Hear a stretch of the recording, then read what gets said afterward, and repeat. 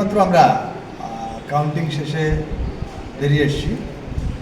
আমাদের 60 কাঞ্চনপুর বিধানসভার ভারতীয় জনতা পার্টি, ত্রিপুরামতা এবং I-50 দলের আমরা যারা কাউন্টিং এজেন্ট ছিলাম, আমাদের আশানুরূপ ফল আমরা পেয়েছি। আগেই আমরা ভেবেছিলাম এই কাঞ্চনপুরে আমরা 14-15 হাজার ভোটে বামফ্রন্ট এবং ইন্ডিয়া জোটের প্রার্থীকে হারাতে পারবো।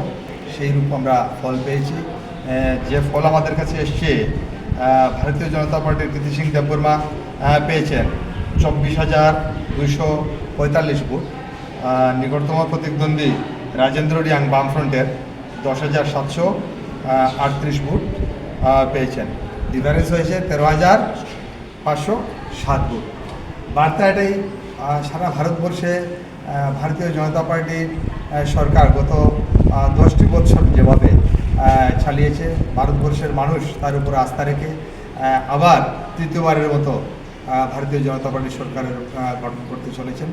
আমাদের বার্তা এটাই যে আগামী দিনে ভারতবর্ষ আরও আর্থিক দিক দিয়ে এগিয়ে যাক এবং ভারতবর্ষ বিশ্বের দরবারে যাতে মাথা উঁচু করে নরেন্দ্র ভাইয়ের নেতৃত্বে এগিয়ে যেতে পারে, সেটাই আমরা ভারতবাসীর কাছে বার্তা দিচ্ছি।